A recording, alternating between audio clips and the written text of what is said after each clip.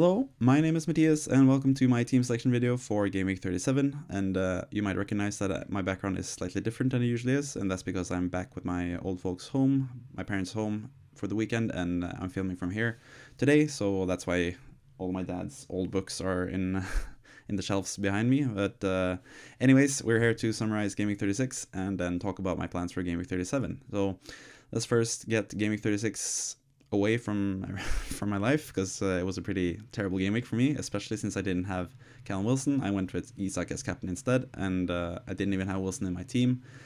So I scored 83 points, which wasn't too bad, but it's still not good compared to everyone else. Like, I've seen a lot of people with 100 plus points, so losing ground to a lot of people, and I'm still around like the 1 million mark, so an awful season with yet another awful chapter. So hopefully we can close out the season slightly better, but as you can see from the team, I have a couple issues. I only had 10 players playing, and that's because both John Stones and Kevin De Bruyne were benched and never got onto the pitch. They never got to play. And Marcus Rashford was out with an injury as well, and Solly March was out with an injury too, so I only got in Greenwood, luckily, from Leeds. He got 1 point, played 45 minutes before he was subbed off.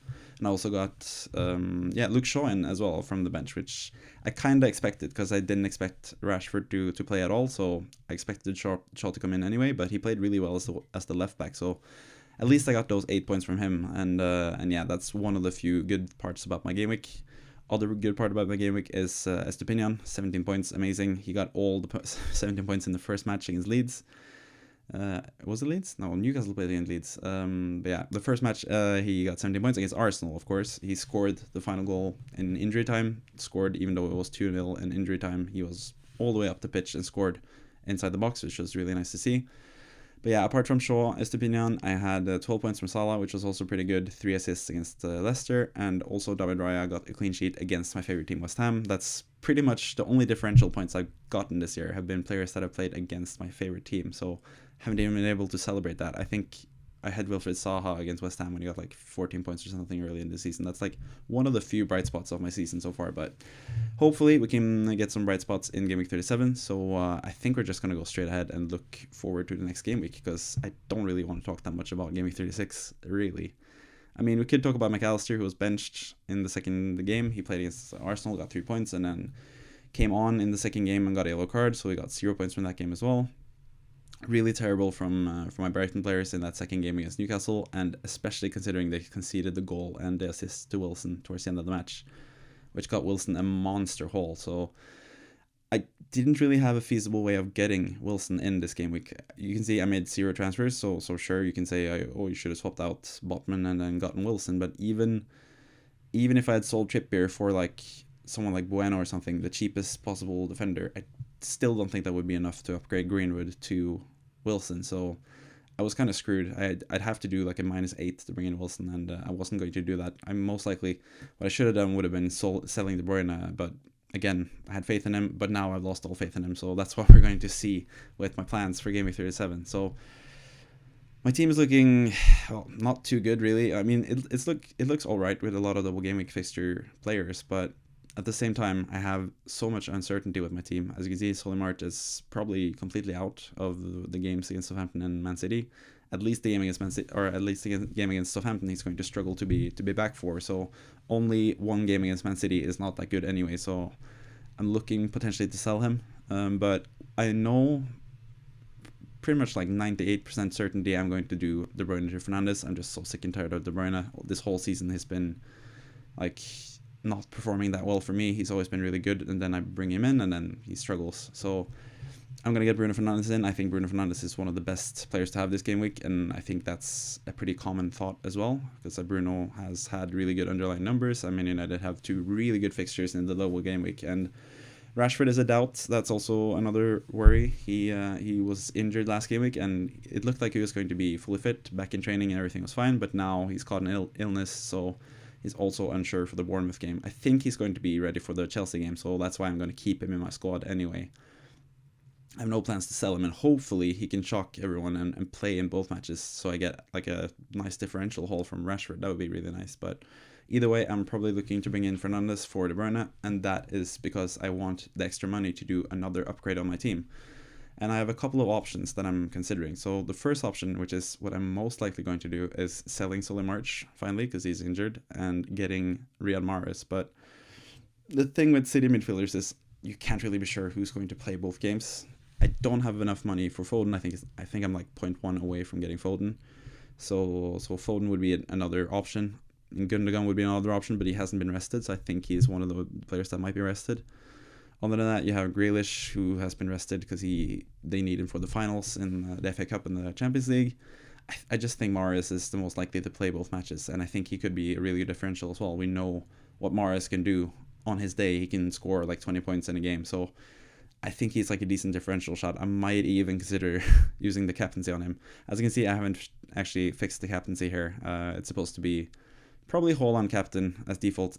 Definitely not Isak in the single game week, but it's either Bruno Fernandes or Mahrez, the new signings I'm looking to captain if I don't captain Haaland, but I'm going to need some pretty strong indications that Haaland isn't going to play both matches, which I think is kind of likely. Like, most likely Alvarez might play one of those games, or maybe even both, one alongside Haaland and one as the lone striker, but yeah, that's also why I'm kind of interested in getting Alvarez as well. So that's another move I could do. If I do De Bruyne to Fernandes, I have enough money to do Greenwood to Alvarez.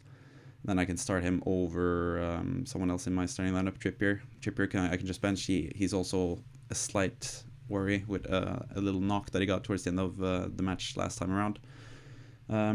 So yeah, that's also another thing with Trippier. That's the potential final move I could do. Trippier to Trent Alexander-Arnold, which is something I probably should have done a couple game weeks ago, getting Trent Alexander-Arnold in rather than getting De Bruyne. That has been the cause of many of my problems, that I went with KDB rather than going with Trent and then potentially getting Wilson as well. So that has hurt me the last few game weeks. So I feel like I kind of need Trent Alexander-Arnold. He's been so good in his new role. He gets punch returns every single game week. They play a game against Aston Villa at home, but at the same time, it's only a single game week, and I'd also have to sell Trippier, who's been my lone player from game week 1 until this point. So I don't really want to sell Trippier just because he's been the only good thing about my team pretty much this whole season. So yeah, that's one of the other issues I'm thinking about. I also have John Stones. He's been rested in the last 2 Premier League games. Hopefully he can start both games now, but he's also going to be one player that Pep Guardiola is needing for the finals, so he might rest him in one or potentially both of these games, which would be a travesty for me. But I think I just have to stick with Stones and hope that he plays and scores a goal and gets some assists or clean sheets and stuff like that. So yeah, those are some of my options. I think the most likely one is getting Mahrez, because I really like Mahrez. I haven't really owned him this season. He's one of the few City players I haven't owned. I've had Bernardo Silva, I've had Haaland, De Bruyne, Foden, Cancelo, Walker. So yeah, I've had pretty much all the City players, and pretty much none of them have performed. I think apart from Haaland, I had only one double-digit haul this whole season, and that was from Kevin De Bruyne in like game week 9 or something. So yeah, my City luck, as always, has been really bad. I always struggle with City players. I always pick the incorrect players, it seems like. So maybe that's a warning to you if you're looking to get Mahrez. Maybe you shouldn't get Mahrez, because I'm considering bringing him in. And Alvarez, like, the reason I prefer Mahrez over Alvarez is because Alvarez has really played the last few game weeks. He's played 3 matches in a row now in the Premier League, and he's blanked in every single one of them. So I don't know, he's played like 90 minutes as well. So he is obviously a fantastic striker. He didn't use that much time to score against Real Madrid as well, so he might still be a great option. He's a potential good differential option, but it seems like he's a pretty popular option now as well. I feel like Mahrez is slightly more differential, so I don't know. I just feel like Mahrez has the higher ceiling and is also just a more fun player to watch, in my opinion. I like Alvarez a lot as a player, but I think Mahrez is one of the best players in the league. So that's my thinking with those guys. So yeah, this was a pretty short video. There's not really too much to talk about. I still have to think about what I'm going to do with my team. De Bruyne to Fernandes, probably the move I'm going to make, and then most likely Mahrez. But I might also do something else. I wish it wasn't a double game week, because I wish I could bring in like an Arsenal player or someone like Mbeumo for Brentford as well, who I think might score now. He's actually a really underrated prospect when Tony is out, because Tony got his ban now, and he would have been injured anyway for the last 2 games. But with Tony out, the last 3 game weeks that Mbeumo has played as like the lone striker for Brentford, he scored 27 points. So that's 9 points per match for Mbeumo without Tony in the team. So playing in Spurs away, I think he's a really good option. Brentford have been really good against the better teams in the league. They are really good away from home, creating chances as well. They are really good on the counter. They really punish you for your mistakes, and I know Spurs have a lot of mistakes in them, so I think Mbeumo is a really fun option to have if you're looking for a striker. If you're all filled up with City players and Brighton players and Man United players, I think that's one of the better options, to go with either an Arsenal player like Trossard, who's going to play rather than Martinelli, who's injured, or getting someone like Mbeumo in attack as well. I think those are some really good options. But for me, I have some more pressing issues to do with my team. I need some more double Gameweek players. I only have 2 Man United players. I only have two Brighton players really, and I also have 3 City players, but I feel like De Bruyne is a rotation risk, and he's also so much money. I can free up so much money if I sell him, so I feel like I need to downgrade him to a different City player and then have Fernandes as well. So yeah, those are my thoughts on my Gameweek 37 plans. Looking forward to this season to end, because it's been a terrible season. I'm going to come back a lot stronger next season. I've already promised that I either have to finish in the top 10k next season, or I gotta get 10k subs on this YouTube channel, or else I'm going to quit FPL after next season. So that is my plan for the future. So yeah, if you wanna keep seeing these videos, then make sure to subscribe, so I don't have to quit FPL. Otherwise, I just have to finish inside the top 10k. But I feel pretty good about next season. I've said quite confidently that I'm going to win the whole thing. So yeah, I'm going to just stick with that. I'm going to win the whole damn thing next season and have a 100% revenge season from this terrible season. So just looking forward to it for this season to end, and then next season to be my best one ever. So just to explain myself a bit, I'm not the worst FPL manager. If you thought that, I actually have my best ever finished was 1,347. It's like 10 years ago now, so that's a pretty long time ago, but it wasn't too long ago that I finished inside the top 10k. I think it was like 18, 19 or something. I finished generally around the top 30k. I think I finished inside of like the top 30k like 5 out of the last 8 seasons or something like that, but had a couple of stinkers these last few seasons with all the Corona seasons and the World Cup in the middle of the season, and a lot of double game weeks here and there, and yeah, I need to do better, so that's going to happen for next season for sure, and potentially for the last 2 game weeks of the season. So hope this has been enjoyable. It's been enjoyable for me at least, and I'll see you next time.